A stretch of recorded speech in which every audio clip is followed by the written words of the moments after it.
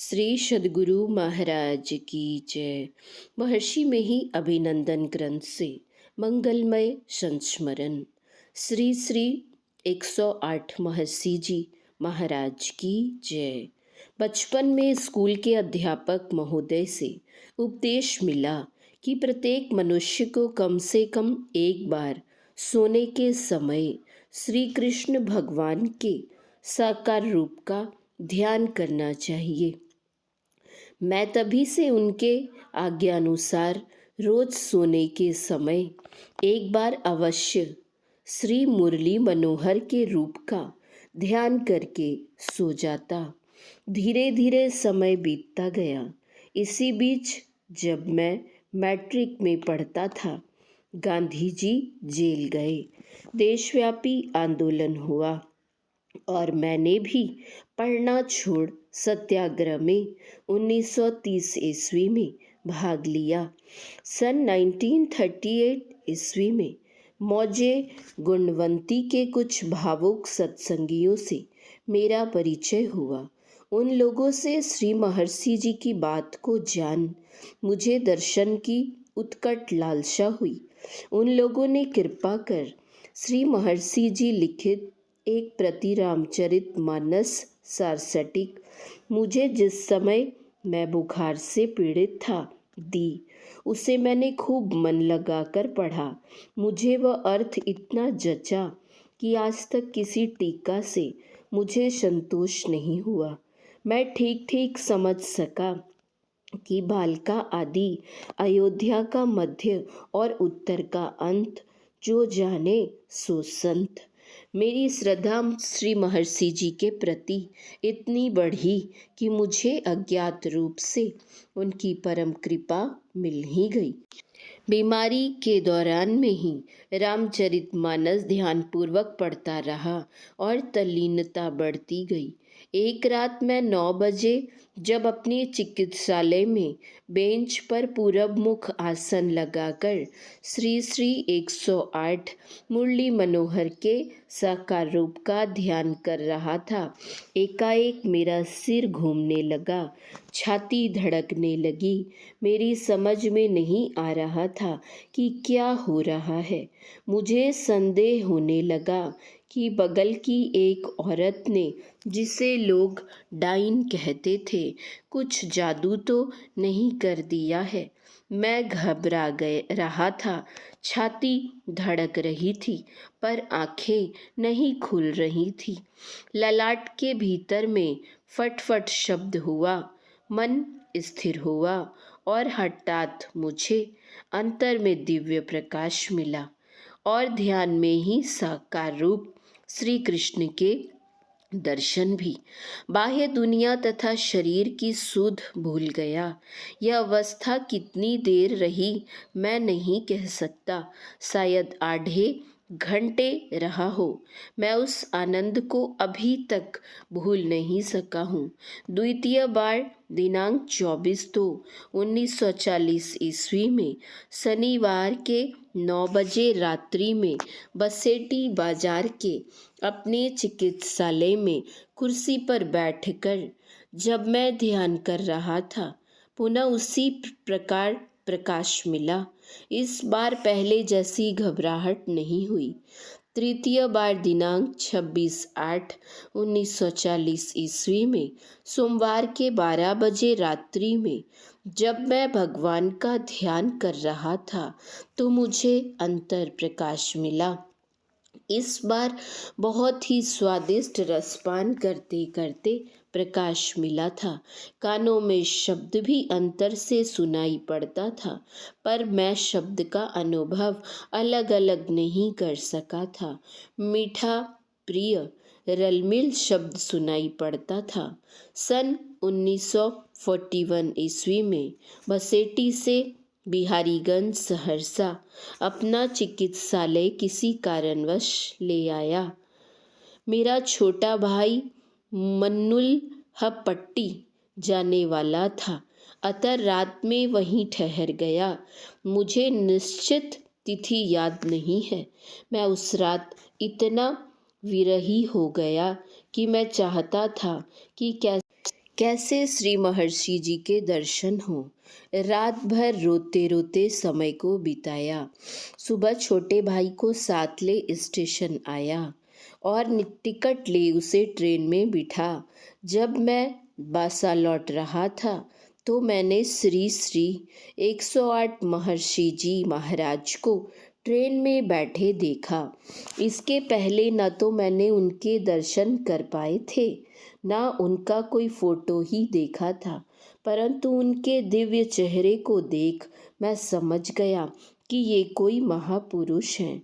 उनके गले में ना कोई कंठी माला ही थी, ना तिलक ही। खादी की गेरुए रंग में रंगी धोती, कुर्ता एवं आँखों में ऐनक था। मैं कुछ दूर निकल गया, फिर मन ने कहा कोई महापुरुष है, अवश्य उनके नज़दीक जाना चाहिए। गाड़ी खुलने में देर थी। मैं लौट पड़ा और उसी डब्बे में बैठ ललचाई नज़रों से उनकी ओर देखने लगा और अनुमान करने लगा। कुछ पूछना चाहता था पर पूछ नहीं सकता था। इसी समय महर्षि जी की कृपा हुई। उन्होंने ही पूछा, आप कहाँ जाएंगे, आपका नाम क्या है। मैंने उत्तर दिया और उनसे पूछा, आपका शुभ नाम। श्री महर्षि जी ने ज्यों ही कहा, लोग मुझे मैं ही कहते हैं। मैं अपने को रोक नहीं सका। यह शब्द ऐसा मधुर था कि मेरा हृदय आनंद सागर में डूब गया। मैंने प्रथम बार उनके दिव्य चरणों में अपना मस्तक रखा।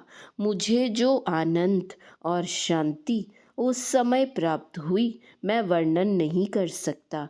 इतने दिनों के बाद भी समय समय पर उनकी वही लुभावनी मूर्ति मुझे याद आ जाती है। बिना टिकट लिए ही उनके साथ साथ बनमनखी स्टेशन से सिकलीगढ़ धरहरा तक गया। बाबा ने मेरे भाई के विषय में पूछा तो मैंने कहा, मनुलह पट्टी कुटमैती जा रहा है। फिर मैं आशीर्वाद ले दूसरी ट्रेन से बिहारीगंज वापस आया। सन 1942 ईस्वी के देशव्यापी आंदोलन में फिर मैंने सक्रिय भाग लिया और फरार हो जब नेपाल तराई जा रहा था तो श्री महर्षि जी के दर्शनार्थ मैं सिकलीगढ़ धरहरा पहुंचा। सौभाग्यवश श्री महर्षि जी वहीं थे। दर्शन हुए, रात में वहीं ठहरा। सायंकालीन उपदेश को सुन आश्रम में ही भोजन किया।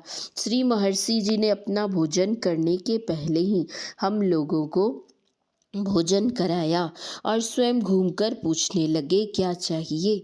आश्रम का भोजन कितना सात्विक था। पूरी, सादी तरकारी, पका केला तथा दही।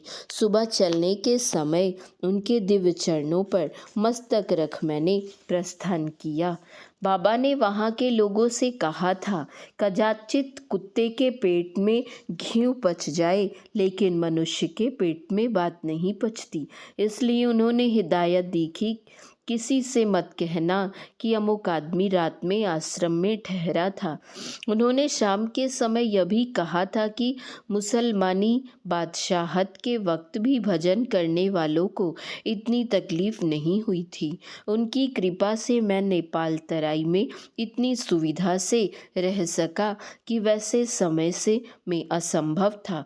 जेल से आने के बाद मैं अपना डिस्पेंसरी करौती बाजार, थाना किशनगंज, जिला सहरसा ले आया। इसी बीच मुझे श्री महर्षि जी के दर्शन का सौभाग्य कई बार मिला। बाराटेनी सत्संग में 2 बार, सिकलीगढ़ धरहरा में 1 बार, मनिहारी में और 1 बार कलासन बाजार के स्कूल में महर्षि जी आए थे। मैं पुरानी किसी रोगी को देखने गया था। मुझे मालूम हुआ कि शाम में यहाँ आने वाले हैं, परंतु समय की बचत के ख्याल से मैं कलासन चला गया। श्री महर्षि जी मेरे विषय में पूछते गए कि वे कहाँ रहते हैं। मैंने मन ही मन सोचा, श्री महर्षि जी मुझे नहीं पहचान सके, पहचाने भी कैसे। मेरे जैसे लाखों आदमी श्री महर्षि जी के दर्शन के लिए आते हैं, कितने को पहचाने, लेकिन जब चलने के समय उनके श्री चरणों में अपना मस्तक रखा, तब श्री महर्षि जी ने कहा, मैं आपको देखकर बहुत खुश हूँ, खेत को अच्छी तरह तैयार करें। और अंत में कहा, आपकी कुटमैती मनुल्ह पट्टी है, उन लोगों का कैसा हाल है। तब तब तो मैं दंग रह गया कि एक बार सन 1941 ईस्वी में थोड़ी देर की मुलाकात में जो बातें हुईं, क्या इतने दिनों तक याद ही है। मुझे विश्वास हो गया कि मैं भूल जाऊं तो भूल जाऊं, पर श्री महर्षि जी की कृपा मेरे जैसे पापी पर भी है और रहेगी। मैं वैद्यनाथ धाम सपरिवार गया था और लौटती बार जब मधुबनी पूर्णिया आया तो मुझे मालूम हुआ कि श्री महर्षि जी ग्वालटोली मधुबनी में ही हैं। मैं कुछ साथियों के साथ उनके दर्शन करने गया। सत्संग भवन बनकर तैयार था। उनकी आकृति को देख इस बार अनुमान लगाया कि इस बार श्री महर्षि जी कुछ उदास से हैं। लौटकर मैं अपने चिकित्सालय करौती आ गया। सन 1955 ईस्वी की 5 जनवरी को मैं हठात बीमार पड़ गया। पूर्णिया अस्पताल में रहा। 7 दिनों के बाद मेरी हालत नाजुक हो गई। उस रात श्री महर्षि जी का बार बार स्मरण किया।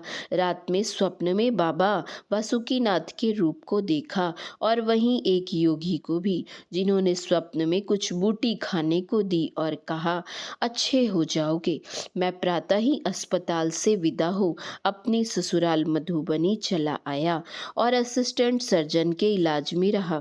हालत सुधरी पर बीमारी छूटी नहीं। मैं फिर दूसरे डॉक्टर के इलाज में चला गया।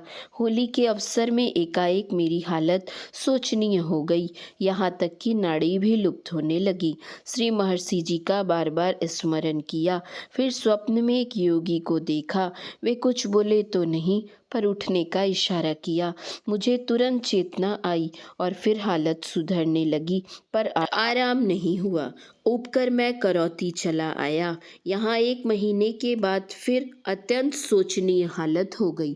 तब तक 4 महीने खाट पर लेटे लेटे समय कट रहा था।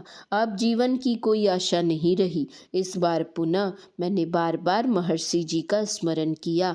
एक रात स्वप्न में मैंने देखा श्री महर्षि जी आए हैं। मैंने प्रणाम किया। उनको मैंने कुछ कमजोर पाया। मैंने स्वप्न में ही उन्हें चादर ला कर दी। कुछ आध्यात्मिक उपदेश मिला और बात को उन्होंने कहा, समय था, कट गया, अब आप अच्छे हैं। मैं आपकी बीमारी का हाल जानकर ही देखने आया था। आप अपनी दवा खाएं, अच्छे हो जाएंगे। चलते समय उन्होंने मुझे लीची के पके 5 फल प्रदान किए। मैं जगा, आशा का संचार हुआ और अपनी दवा खाना शुरू किया। साथ ही महामृत्युंजय का जप भी शुरू किया। श्री महर्षि जी की कृपा से मैं साक्षात मृत्यु मुख से ही बच सका। श्री महर्षि जी महाराज की जय। सत्यनारायण प्रसाद, होम्योपैथ, मुख्य मोहल्ला बलिया लश्करी पोस्ट उदा, किशुनगंज, जिला सहरसा। श्री सद्गुरु महाराज की जय। श्री सद्गुरु महाराज की जय। श्री सद्गुरु महाराज की जय।